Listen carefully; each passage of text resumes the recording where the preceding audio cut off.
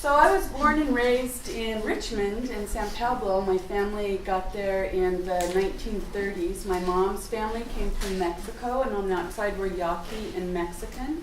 My grandmother was undocumented here until like the mid to late 60s, and she only went and got her papers, as she called them, her papeles, because her husband at that time, he was not a very nice man, and he would threaten her with la migra, even though, you know, he was also a brown person.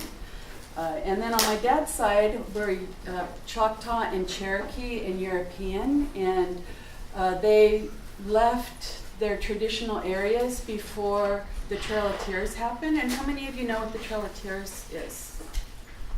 So for those of you who don't know, it was a forced march of thousands of people, Cherokee, Choctaw, Chickasaw, and other tribes that were living for thousands and thousands of years in what we consider now to be the southern states of the United States. And my family left, but some families did leave early and went and settled in northeast Texas, right up there along the border with Oklahoma. And so they came also around the 1930s into Richmond. So I have a very long history with Chevron Refinery. And now where I live, I see it every single day. I look, it's about 3.5 miles west of me. And so I see when they're flaring, which anytime you see one of those big stacks with flames coming out of it, you're breathing poison air. And in August 6, 2012, the refinery exploded 4 times. We heard the explosions where we were. And you might remember that it sent this huge black cloud into the air, and that cloud came right to my house and my neighbors' homes. And I think that was when a lot of us just said, you know, we're done. I mean, in addition to the climate crisis that we currently find ourselves in, the fossil fuel industry really doesn't care about us. It only cares about making its shareholders happy and making a lot of money, but we'll get into that a little bit later. This picture here is from when we were in Paris at the climate talks there in 2016. This last year we had 2 of our younger members, which probably around your age, the majority of people in this class went to Bonn, Germany to participate in, not in the climate negotiations, but in bringing it to light and uplifting what they're doing, what they haven't done. So they've been meeting for 23 years, global leaders in climate negotiations for 23 years, and they still haven't protected us.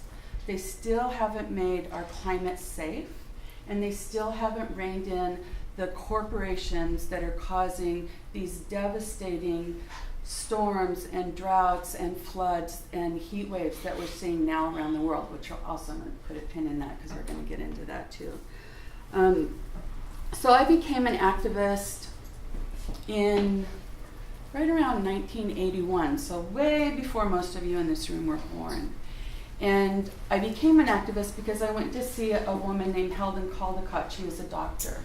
And she was speaking here in San Francisco, and I brought my then husband and my parents to go see her, and she showed us some films of Hiroshima and Nagasaki, and she also, and some footage from the US government around the nuclear tests that happened.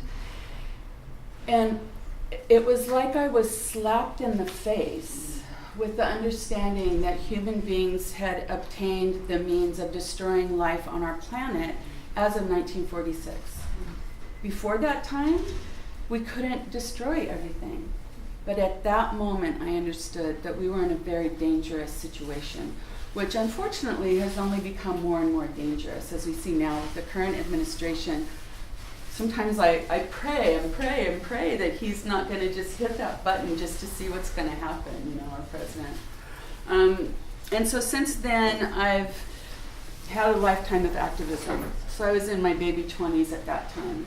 And our main focus was the nuclear weapons freeze campaign, which I worked on, and you can look that up if you're interested. It was the first time there was anything close to a national referendum in the United States. It was on I think 38 states voted on a non-binding resolution to stop the development and production of nuclear weapons and to create an agreement with Russia, which we were still in the Cold War at that time. So you guys are in college, so I don't have to explain what all that is, right? You know what the Cold War is. A lot of people don't. And so they just continued on that path, and one of the people that mentored me is a woman named Betty Brown, and I heard her say in a meeting, so she was younger than I am right now, and I thought she was really old. I'm 60, and I heard her say at that time in a meeting, she was probably in her maybe 40s, that she'd been an activist since high school. And her activism started with trying to end World War II. And I went, oh, okay, in my mind. I thought, okay, it's not just a project for me. It wasn't just a project that I could go in and do and then step out into what I consider to be a normal life where you get to live for yourself and your family and your friends and get to do stuff that's fun and not think about the end of the world as we know it. And I'm very grateful to her. I still know her, and I have a lot of respect for Betty Brown. And so I'm going to fast forward to a few years ago. So in 2014, let's see, backing up in a little bit more. In 2005, I heard a man speak about these ordinances that communities in the United States were passing to protect themselves from all kinds of corporate harms, different kinds of dangerous extractive projects and corporate hog farms that, you know, devastate the water and the environment. I mean, imagine right next to your house a big corporate hog farm that has 2,000 hogs living right next to you, like all of the waste, all of the polluted water, you know, just it's a horrible thing, all of the blood when they slaughter them and all of that stuff. So so these communities, they had finished with the regulatory process. So the regulatory process in the United States, this is my perception of it, having studied it like up close and personal for a very long time, is let's say there's a fracking well that wants to go right next to your school. And you say, well, we don't want that, so what do? We have to look at the permit from this project, and we have to look at the environmental assessment for this project.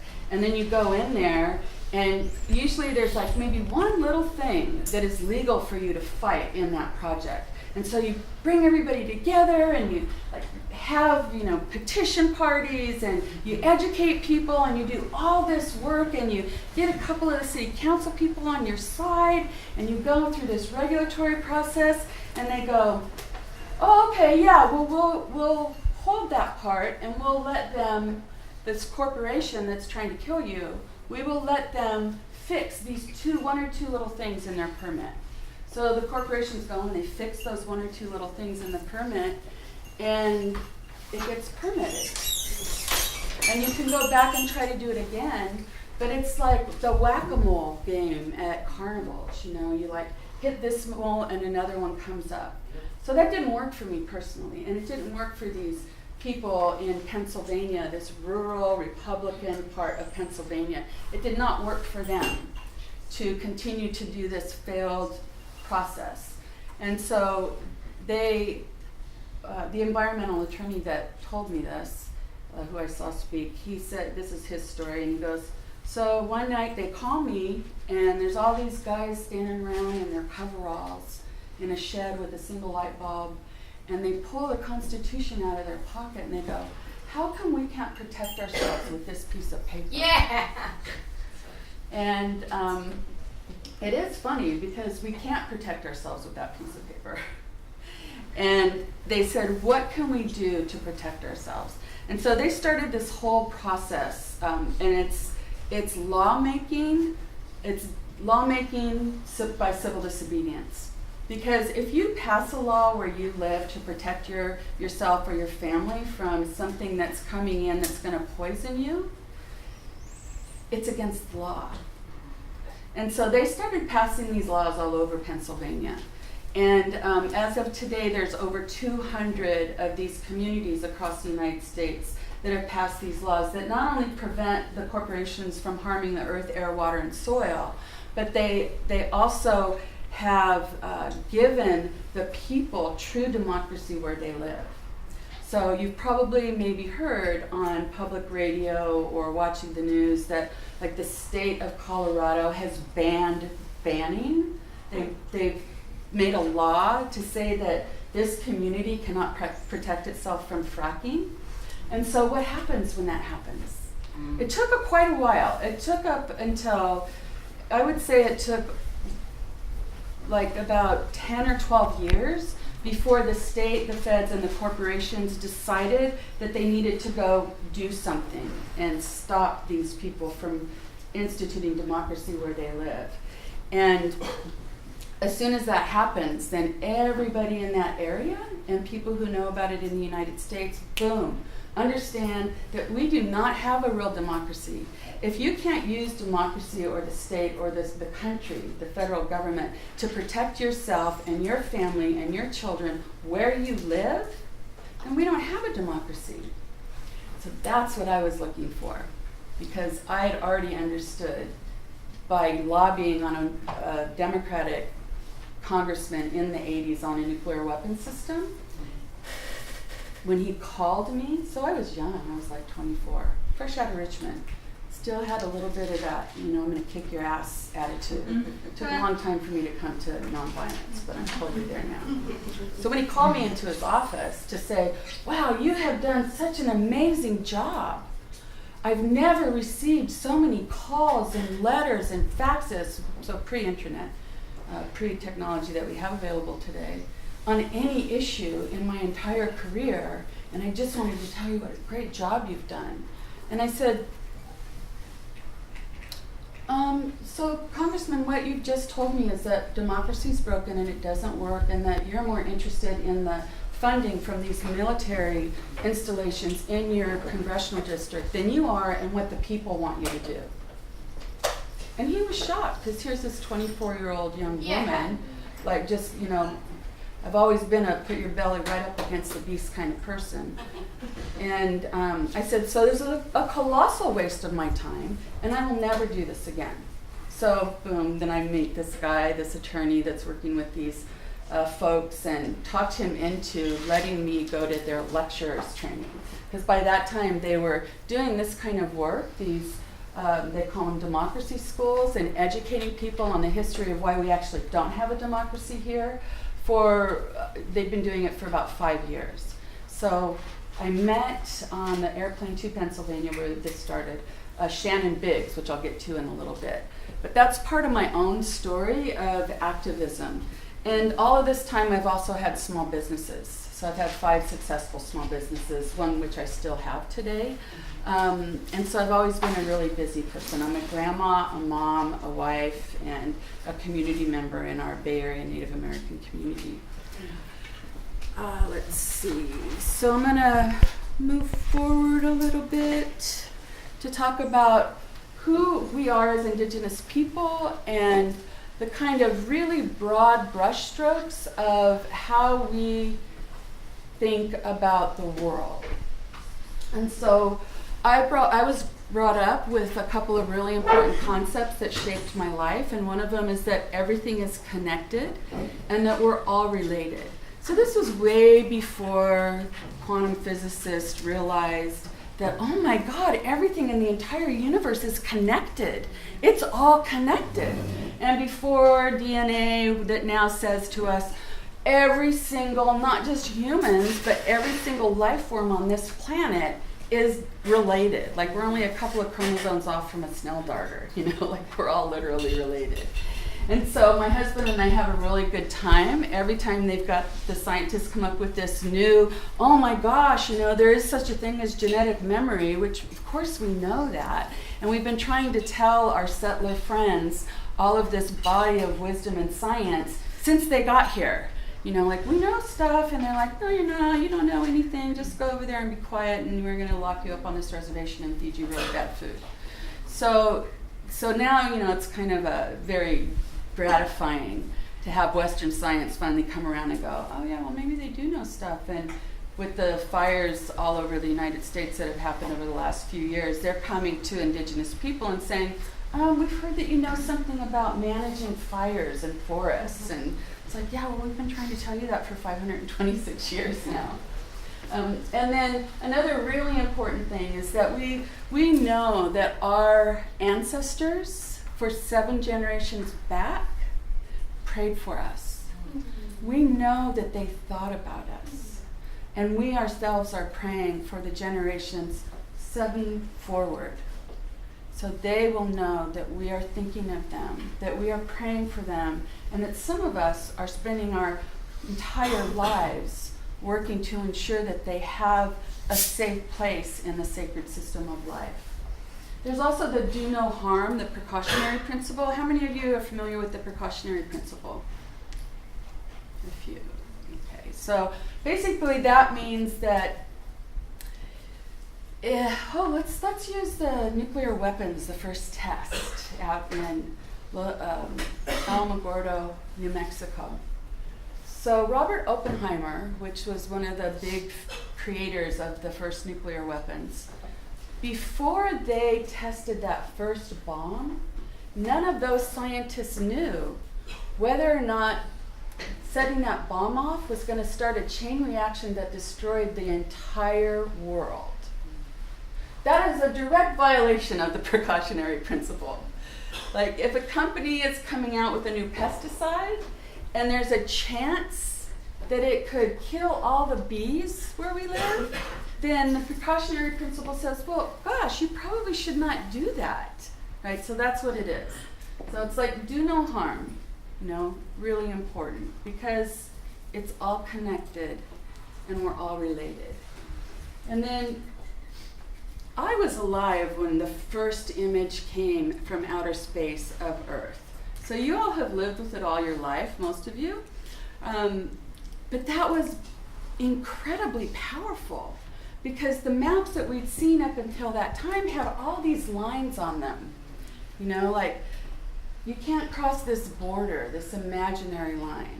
And I think as Indigenous people and as human beings that understand our relationship with this sacred system of life, we understand that those borders are always temporary, always. Even the Great Wall of China will someday fall down. But that's the longest standing political boundary on the planet. And so that's where my heart lives. Is there's no boundaries on this beautiful blue planet that is on the outer reaches of the cosmos. We're kind of like in the Mojave Desert of our galaxy. So if there are other beings out there, no wonder they haven't really made their appearance known, because we're like, under a rock in the Mojave Desert compared to the rest of our galaxy.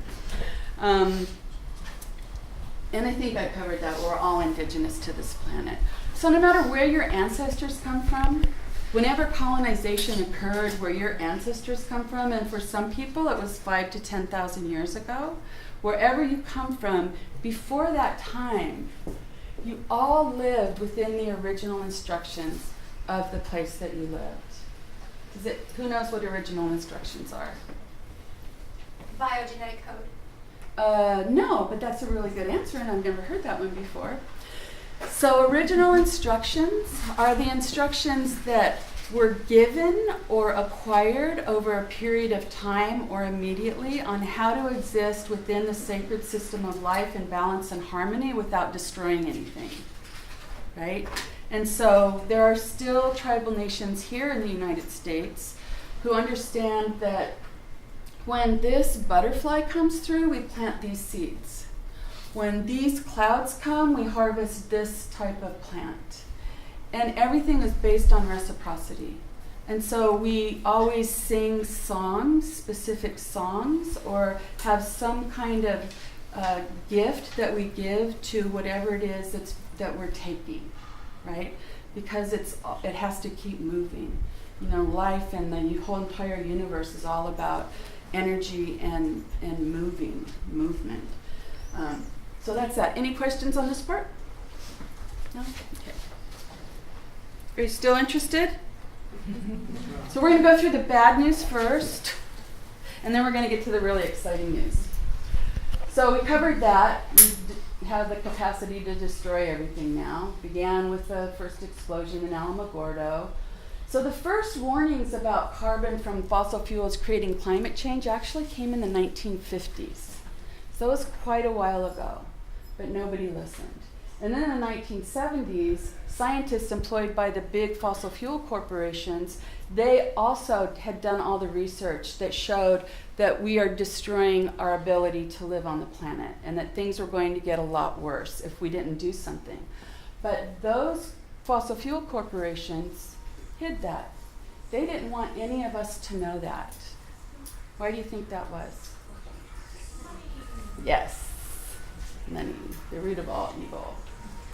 And so now what's happening is San Francisco, New York, Los Angeles, Richmond, and a number of other cities in the United States are suing Exxon because they were the first ones to be found out that they were lying. And there's still information being gathered on the other big fossil fuel corporations.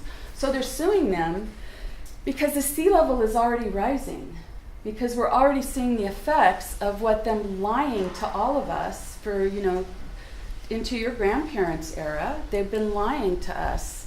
And it's like the tobacco industry lied to people for decades and decades after they knew that tobacco could cause cancer. And then Philip Morris was sued, and that changed the whole tobacco industry. It changed how they're allowed to advertise. It changed how they manufacture their cigarettes. It shifted the whole thing. So that's some good news in relation to that. And so to maintain a safe climate, we need the parts per million of carbon in the atmosphere to be at 350. So right now they're at 408.25. Yeah, they're at 408.25. So that's taking us well over the safety zone. And 1987 was the last time that was at 350. And it's going to get better, I promise. I mean, in this classroom, it's going to get better. I'm not going to feed you bad news the whole time. And then for the past 10 years, there's been a dramatic increase in climate disruption that you probably all know of. The big hurricanes, the tornadoes, the typhoons, the flooding, and the heat waves. So what you don't get on the news here in the United States is the thousands and thousands and thousands of people that have died in Central America, the Middle East, and Europe from mudslides and heat waves. I mean, there were quite a few people that died in Arizona and Texas this year from the heat waves. And the latest, which I was kind of surprised that the president allowed this climate report to come out last year, says that, which I'm always reading all these climate reports, I'm a nerd that way, that says that, so imagine here's Mexico, and here's Texas, Arizona, and going all the way up through the Midwest up into the plains of Canada. Within your lifetimes, that's going to be a minimum of 120 degrees pretty much every day in the summer. It's uninhabitable. And there's not much we can do about that now, but we can certainly help rein in the ability to have places to exist in a safe and sustainable world in our world. And then, so we've upset the natural balance of laws on this planet. Okay, so I think the next one is I got a question. Yeah. Can you break down, because I really don't even know the depth of the definition of, and I'm sure a lot of other people might not in this class, some people might not, of what a fossil fuel is. Oh, thanks. Yeah. Thanks. So fossil fuels are oil, natural gas, and coal. So they're called fossil fuels because they're actually the fossils of the dinosaurs. So the dinosaurs died millions and millions and millions of years ago, and over this whole period of time, it gets compressed, it gets liquefied or solidified, and for a long time, it was kind of okay to use fossil fuels. All the plastics are made out of fossil fuels. This, all these chairs, this vinyl, it's all fossil fuels. So in my house, we have a law, no plastic bags. So the plastic bags that we have in our house, we're like washing them, taking really good care of them, and looking for alternative ways of storing stuff. And we're not, because I'm kind of the queen bee in my house, and so I can say, hey, that's plastic, you got to take it back to the store. We're not allowing this in our house. And part of that comes from a conversation that I had with one of the executives at Chevron. So I talk to oil executives whenever I get a chance, right? With a big smile and an open heart and a lot of love, because my understanding is that we all either move forward together or we don't move forward at all. And so I don't have a human enemy. My enemies are the thought forms that created separation, colonization, and capitalism. Those are my enemies. So because I've cultivated this heart that I have over all these many years, I can go up to a fossil fuel executive and go, hi, my name is Pennie Opal plant. Do you know who I am? I'm usually sitting in front of your refinery. And I sometimes will give the name of their main security person, who I usually know by name. And I know Steve, they're your head security guy. And so where do you think we're gonna go? Like, how are we going to rein in fossil fuels? How are we gonna transition all these people that have these jobs that are well paying into a sector that is already growing, the renewable energy sector? Like, how are we gonna do that? Like, are you guys thinking about that? Like, how do you see it working? So I have these long conversations with these fossil fuel industry people that I really enjoy, and we leave with a handshake and a smile, and I get information for all of us about that. So the last time I had a conversation with Mr. Lee from Chevron about how are we gonna do this, and he said that the only way that from their perspective, so I'm just speaking their perspective because it's actually not gonna happen that way. But from their perspective, the only way that they're gonna start to transition off of fossil fuels and have a different business model, which they already have tucked away somewhere. I know they do. They're not stupid. But that's gonna happen when we quit using fossil fuels, when we quit buying plastic and rubber and cosmetics. A lot of women's cosmetics are made with fossil fuels. It's not hard to find what you have at your home that's made out of fossil fuels, right? And so that's good homework for you. You want to live? Stop using fossil fuel stuff. Okay, moving on.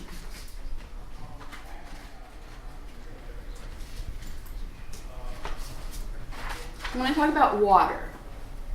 So in my great-grandmother's lifetime, so maybe your great-great-grandmother or great-great-grandmother's lifetime, we could drink out of every river and stream here in this land, all across the country. We could, if we were thirsty, we could go to a creek right here that the salmon used to go up, and we could get down there and cup our hands and drink that water. And it was sweet, clean, living water, not enslaved like water is now. Like, we have enslaved so much on this planet.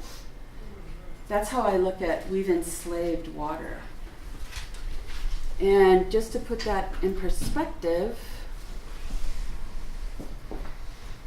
this is all the fresh water on Earth, the big bubble. That's including in the ice caps. The medium bubble is the liquid fresh water, so that's what's available to us. And that tiny little bubble is fresh water in lakes and rivers. There's not a lot of water for us to drink on this planet. It's really a precious, precious living thing. Like, that's how I consider it. It's alive, it's got a spirit, it has a memory. I've heard elders tell me many, many stories about how the water has told them something that happened historically hundreds of years ago on that land that they later found out was true. Water is a living being, and there's not that much of it. And so, we're going to get to more about what we're doing around the water. But I feel like everyone alive today has a responsibility that no other people before us have had. There has never been people on Earth before 1948 that had the responsibility to literally save the world. So you know that first panel that I had up, it's the end of the world as we know it and I feel fine. So when I was in my 20s, like probably a lot of you were in your 20s, there was a song by REM called It's the End of the World as We Know It and I Feel Fine. And I loved that song. And I didn't figure out until, I don't know, maybe 10 years ago why that song really spoke to me. Because it is the end of the world as we know it. And it's important for us to feel fine. And it's important for us to look at what we get to do. Like those of us who are alive right now. It's a privilege that we get to save the world. Like we're all superheroes in that regard. That's how I look at it, you know. And who's seen the Black Panther? Yeah, pretty awesome. For those of you who haven't seen it, you should always go see it. So it's up to us. No one's coming to save us. If they were going to come and save us, they would have already been here right now. I mean, really, we're like pushing the edge right now. And it's up to each and every one of us to get with the program. Like you're all here for a reason. I'm sure that the reason I'm here is to save the world for my grandson. I'm positive. There's like not a doubt in my mind. And everybody else's grandkids and children. So there have been many movements that shifted the culture, which then shifted policy. So we're shifting gears a little bit now. And so these are some of them that happened here in the United States. None of these would have happened without nonviolent people's movements. And just a caveat on the American Indian Freedom of Religion Act. The American Indian movement started with guns and violence, but it very quickly turned into a nonviolent people's movement. And for those of you who don't know, the American Indian Freedom of Religion Act, that was important to us because it was illegal for us to practice our religions and pray in our own way until 1978, and I was 2 years out of high school. That's that recent. So all of these successful movements happened, and I included the anti-nuclear movement because as a result of all the work that so many people did on the nuclear weapons freeze, there was the SALT I and SALT II treaties that were negotiated with Russia that made us relatively safe for quite a long time. And when SALT II was passed, my dad called me, he was still alive, and he's like, "Are you and your friends celebrating?" So I was in my 20s. "Are you celebrating? Are you having a big party?" And I was like, "About what, Dad?" And he goes, "SALT II was passed. You need to be celebrating every success that you have." So that was a really good lesson for me. Like, you know, we have our nose to the grindstone and we do all of this stuff and it's really difficult, you know, and we're able to move it just an inch. But we should celebrate every single inch because, you know, it's important. Now it's the exciting part. So remember when I was telling you about those people in Pennsylvania with the Constitution in their pocket and all that? I don't see anybody nod their head. Do y'all remember? Mm-hmm. Okay.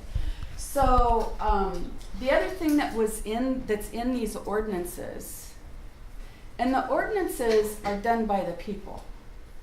They don't go through the city council. They don't go through the county supervisors. They don't go through the state. Because elected officials can overturn laws that they make, or the next person coming in can overturn that law. So these are ordinances or propositions that are put in the ballot by the people. You can't overturn those unless the people decide to overturn it, right? So in those ordinances is language to protect the rights of Mother Earth or nature that are in alignment with the natural laws of the planet that we live on. So what's a natural law? Gravity is a natural law. Like that's a natural law. A healthy atmosphere, how it's operated, you know, for thousands and thousands of years is a natural law.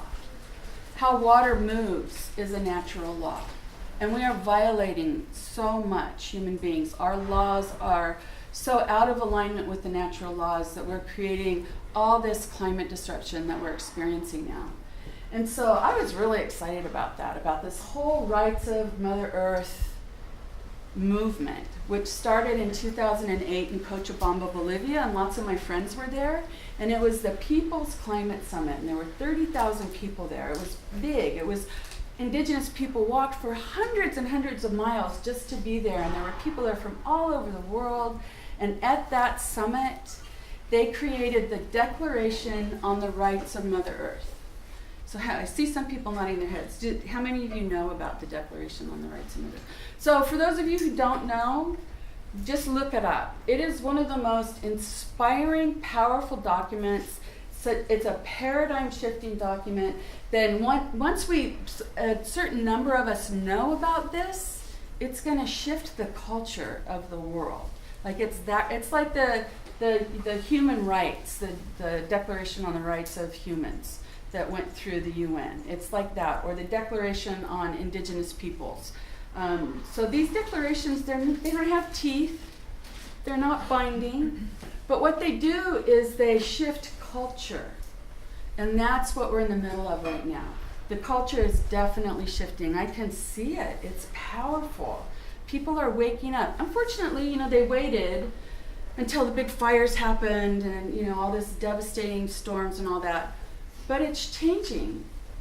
And you can help change it. Like, that's why I'm here, is to get my pom-poms out and inspire you and try to give you as much energy as possible to tell you about how important it is to be part of this magnificent movement with the most amazing people. And so, along with the rights, these ordinances in the United States, shortly after 2008, Ecuador passed in their constitution, rights of Mother Earth language. It's in their constitution now. Of course, the last president still did some really bad things, but the current president is trying to bring things back into alignment. Also, Bolivia passed some rights of nature laws.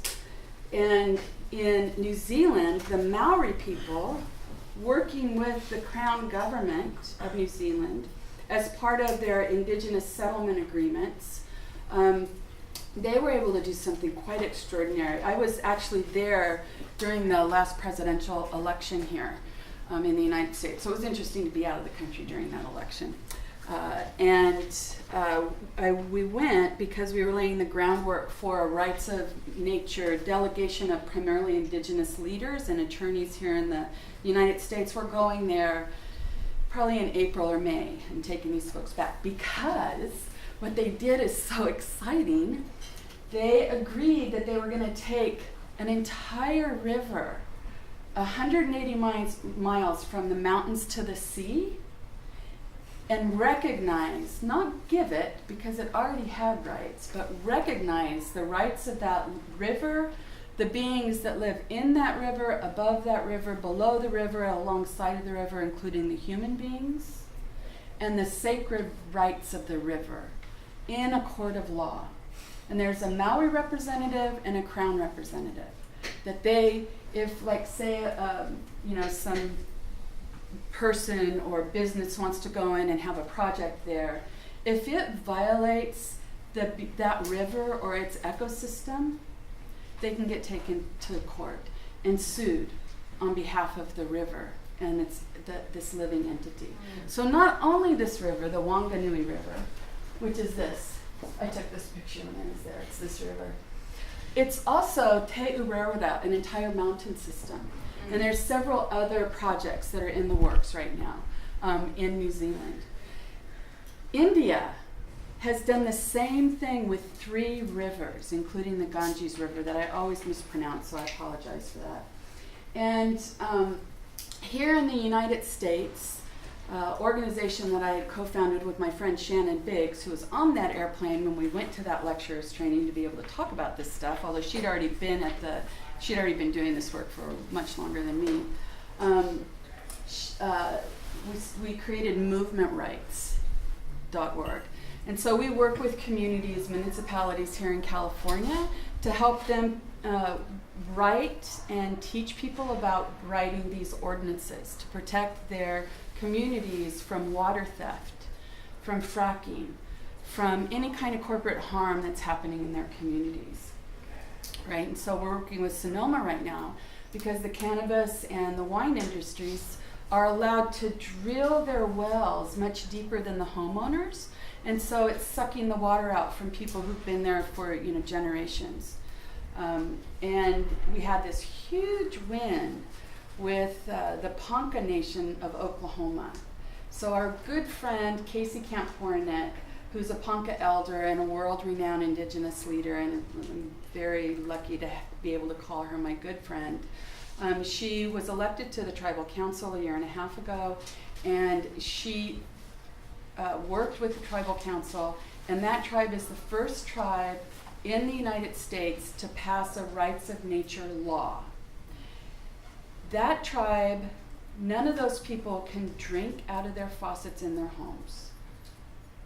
They're risking the lives of their children if they allow them to take a shower or bath in the water that's coming from their homes. Because every single well and river and creek and body of water on the Ponca Reservation is fracked to death, and you can catch stuff on fire. You can catch water on fire on their reservation. They're a population of 4,000 people. Casey likes to say if we were a species of animal other than human, we would be on the endangered species list, because they have approximately, it's a little bit more, but approximately one person dying a week out of a population of 4,000 from fossil fuel fracking related cancers and autoimmune diseases. So it's serious. It's very serious there, which is why they took this step, being the first in the United States. But we conducted an Intertribal Rights of Nature Summit there in January, and there were 13 tribes represented, and 5 tribes are taking this forward. And so, it's something that's starting, that will hopefully inspire non-Native people across the country to rise up, claim our sovereignty as human beings, to protect ourselves, to protect our children and our families from an out-of-control corporate structure that has pretty much bought off the federal government and state officials. Like Jerry Brown, for instance. He proclaims himself to be a climate hero, our governor here in California. He has allowed more fracking to happen in the state of California than any governor before him. 17% more offshore oil drilling. He allowed the fracking industry so when the fracking industry, it's injecting all this chemical toxic water into the ground to melt and to get to the fossil fuel that's in between these hard rocks. So they go down, they crack the rocks, they suck this stuff up. And what are they going to do with the water, which is also radioactive, because you go deep enough in the earth and there's radioactivity there. So what do they do with it? They need a place to put it. In some places, the trucks just spray it on the side of the road. In North Dakota, where my friend Candy Mossett lives, it's sprayed along the side of the road. It's horrendous. But here, the governor allowed it to be put into over 500 aquifers in California during the drought that were federally set aside for human consumption. He basically just went, yeah, we don't need this aquifer or this one 500 times. He did that. So when you hear him and his propaganda machine saying that he's a climate hero, I can tell you that he is not a climate hero. And that at every opportunity, me or someone in our group calls him out on it. It's really disgusting when you lift up what's underneath the news and what's underneath on the surface and really look at what's happening. Our elected officials are not taking care of us. The fossil fuel industry gave Jerry Brown and the Democrats $19 million. Chevron gave him, I think it was the most, because they have the largest refinery in California. So, think critically. I know you guys know how to do that. You're in college. I didn't even get to go to college. Okay, your brain should be sharp as a little knife. So anyway, that's this rights of nature movement. So I want to encourage you and invite you all to read the Declaration on the Rights of Mother Earth. It is so powerful. And it's a way forward for all of us. And it's being utilized in countries and cities and counties around the world right now to save the world. Remember, we all get to be heroes right now? So this is one of the roads to being a hero. So one of the organizations that I co-founded 3 organizations, well, 2 organizations and then part of something else. So our I Don't Know More group was organized, it came through a group of Native grandmas that are right here. We all kind of wanted to be a little, what's the word, anonymous, so we all have some flowers in front of our faces, but I'm more than most of the other grandmas, I have the biggest voice. I have a very loud voice. I'm not afraid to speak to people, even fossil fuel executives. And so I'm oftentimes the face of that group, but I'm definitely not the most important person in that group. Like, we have such brilliant minds. And so we've been praying together every month since 2007.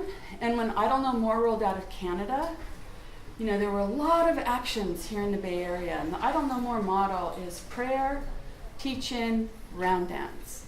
And those were happening everywhere. They were happening probably here on this campus.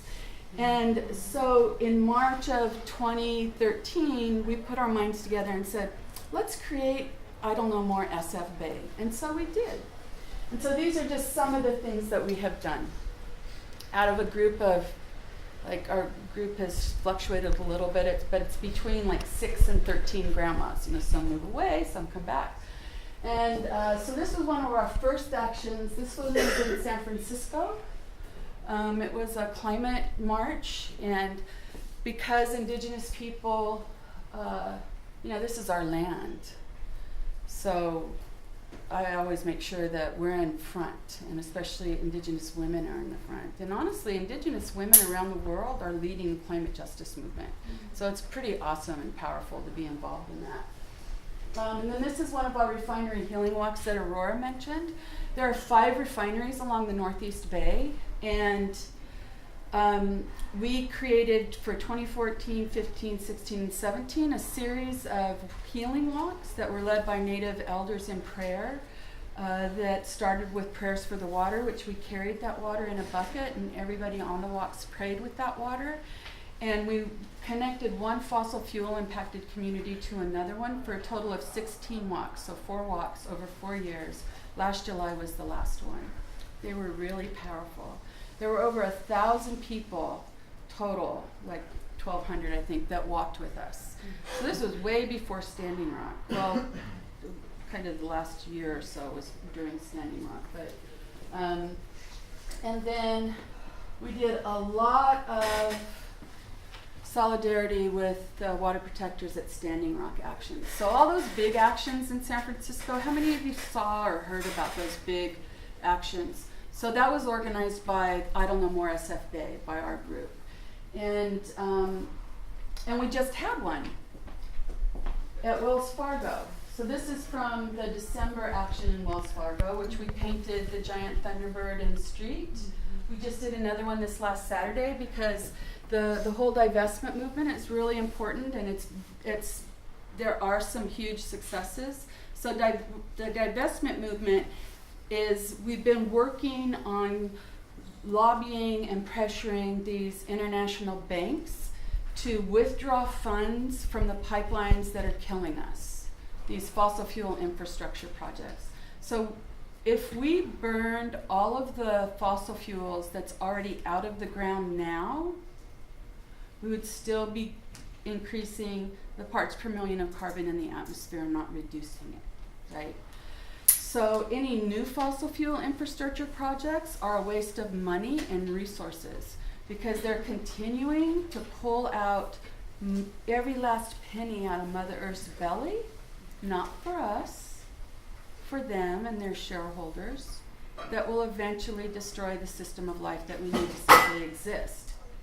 So the reason that we had another big action at Wells Fargo on Saturday was because, you know, they're ashamed of themselves. They know what they're doing. Chase, Wells Fargo, Bank of America, US Bank.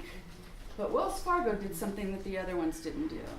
And that is that they are offering $50 million in grants to Native American people. And that is blood money. And I would not ever take a dime of that money. And so we painted another Thunderbird rising in front of them. It was really awesome. Hawks came and circled above us. Were you there? Me? Mm-hmm. I see you shaking your head. No. I do this in Minnesota. Oh, I'm from Minnesota. Oh, so I bet we know a lot of the same people. Tara Hauska. I saw you in a picture with Tara Hauska. Yeah, I used to work for oh my Honor the gosh. Earth. Oh, we'll have to put our minds together when this is over. Yeah. Yeah, sorry. I I was just, That's I'm okay. That's okay. bouncy leg, you know. And so that's, I don't know more. We're compulsively inclusive because I'm compulsively inclusive. My poor husband, when we first started dating, he was like, can't we go to the movie alone sometime? It's like, oh, okay. Like, you know, I'm very much like this. But, so anybody can come to any of our actions, and there'll be resources on how to get in touch with all of that at the end. I think I've been talking a little bit too much, and I need to start closing it down. So one of the other things that we do is that we make sure to invite people to look at what are the solutions and what do we want. So right now it's really important to stop the harms, but it's equally as important to imagine the world that we want. Because all of the crap came out of human beings' minds. And so what do we want in the future? Like, what do we want that to look like? How will it work? And so on the healing walks, we invited people to draw and paint on these panels, right? Of their image, their imaginings of the future that they want. And then we turned them into quilts. So I think we have 6 quilts made right now, but there's going to be a total of 13. And so whatever your talent is, whatever it is that inspires you and excites you, bring that to the movement. It could be music or poetry. It could be, you know, if you have a legal mind, it could be that. It could be whatever it is that excites you. Bring that to the movement, because that way you're not going to get exhausted, right? Because it's a long thing that we've got ahead of us. And then, so here's Casey that I mentioned before. All these women are my good friends, and that's me, of course. And so this is us in Central Park, where the treaty was first signed. So I'll try to make it a short story about the treaty, because I know I'm going over my time now. So Casey came back from the Lima, Peru climate talk. She'd met with a lot of the indigenous women down there, and she called me up, she goes, Pennie, we're gonna write a treaty. And I'm like, what? She goes, yeah, we're gonna write a treaty. I know you're a good writer, so we're gonna write this treaty. And I was like, that's kind of a legal document. Like, you know, I was a little confused. And how she framed it was, it's a treaty between the indigenous nations of women in North, Central, and South America. So that went into the right slot in me. So this treaty, it goes through, it has some legal language, and then it goes through our responsibilities as women to future generations, our responsibility to the water, because babies swim in the seas of our wombs and are born on a great wave of water. As women, we have a greater responsibility to water than the men do. Their responsibilities are in other areas. So it talks a lot about the water. It talks a lot about the harms, where they came from, and how they're being committed on the belly of Mother Earth, and the results of those harms that we're seeing right now. And then it goes through a series of commitments. And there's quite a few of them for anybody that signs the treaty, but 2 of them are very regular. There's a new moon ceremony every single month to pray for wisdom and guidance in moving forward. Because as Indigenous women, we have the understanding that there are helpers. There are our ancestors and there are our helpers that are there to direct us on the appropriate way to move forward. And then, on every solstice and equinox, we go and shut shit down. And it is fun and exciting. Like, I've been arrested a million times intentionally. It's because our crew is run by grandmas, we have a good relationship with the police. Yeah. It's a very different thing than most other direct actions that happen anywhere. So the grandmas go and meet with the officers or Homeland. Well, we don't have to meet with Homeland Security anymore here in San Francisco because they know us. So when they see us, you know, they mostly won't arrest us. The last time, one of the last times, I had to go, you know, we really need to make a big statement for the water protectors in South Dakota. So there's 20 of us. Can you arrest us this time? Like in about an hour and a half. And they're like, they just laughed. They're like, okay, Pennie. So very different relationships. If you ever want to get arrested with us, we're the safest people to ever make that kind of statement. And it is a statement. You know, it is a powerful thing. If you're arrested on a Friday, chances are you're not going to get out of jail till the following Monday. Yeah. Do they have an Indigenous Men of the Americas Defending Mother Earth? They do not. But there are other treaties, and men can support us. Like we invite everyone to support us. And the new moon ceremonies are in Berkeley at Cesar Chavez Park, and everyone's always invited. We've had as many as 140 people at the new moon ceremonies. And they're beautiful, and there's also prayers for the water, and we pick the youngest little girls who are there to help carry the water to the bay.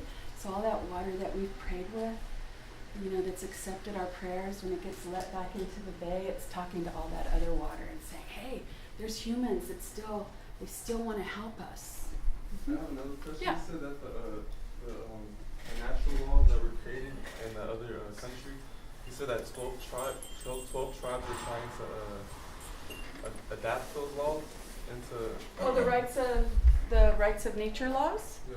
So they've been enacted in Ecuador, Bolivia, India, New Zealand.